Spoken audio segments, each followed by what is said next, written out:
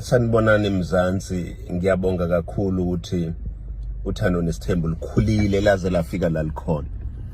Le video le angivamile ukwenza ama-video kodwa ngithi angiyenze ngoba ngiyabona ukuthi hayi into engibhekene nayo inkulu. Kodwa ngesikhathi siqala uthando nesithembu asishongo ukuthi konke kuzoba kuhle noma kuzoba kubi.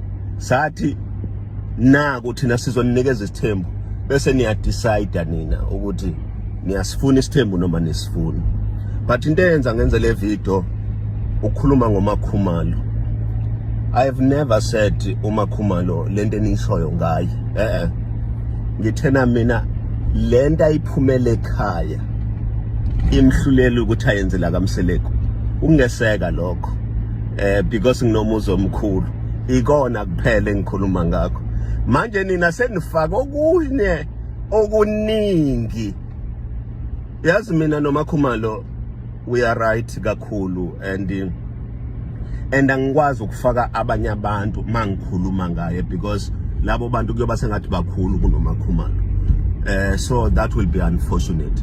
But I'm simply saying uMakhumalo lento ayiganile emenza boMesisi Mseleko number 3. Meaning kusho ukuthi lento ayiganile fanele ayeseke iyona kuphela engikhuluma ngayo. Angikhulumi ngokunye lokhu nina enikhuluma ngakho and uyangitshela mina ukuthi anikho esithembweni because kube benisithembweni benizo understand ukuthi uMseleko ukukhuluma ngesithembu. But ngiyabonga kakhulu konke lokho enikushoyo kuyasilekelela ekutheni sikwazi ukuya phambili and engathi ningaqhubeka njalo nime nje nina besilo nime nina beqhawe nisilekelela ukuthi sikwazi njalo ukuya phambili. Ngaphandle kwenu asiyilutho. Siyabonga kakhulu. Angazi ke noma abantu basasifuna isithembu ngoba kungenzeka ukuthi sebe decide ukuthi ayi isithembu ngisasifuna, isithembu kuyasifuna. Ayibonga bande khona. Yeah, and guess what? People are not buying this. People are not buying it, Mr. Mseleko.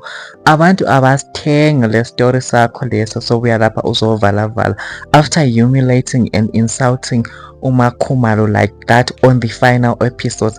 We know, okay, if season siphela, you need something like to keep us on the edge, but you had to go that far. Anyways, welcome guys, welcome back to my channel. This is Jackie and drama lokhe engakapheli, like Mr. Mseleko is being dragged again for the apology video.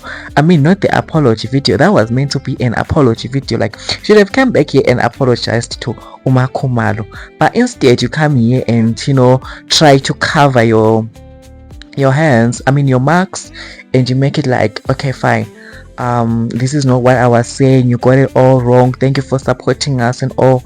Okay, asalwanga izolo, Mr. Mseleko. At least that's not what I'm saying. It's the people, the comments that Mr. Mseleko, we are not kids. You think we are slow? We are not slow. So like, yo, Mr. Mseleko is being dragged again. So guys, tell me what you think in the comment section down below. I hope uMakhumalo is fine wherever she is. I mean, she's fine because this was shot last year and she's doing well, or maybe it was even scripted, like the people are saying that maybe it's like since the season is about to end, so they should like give us something that is gonna keep us on our toes. Anyways guys, tell me what you think in the comment section down below. See you on the next video.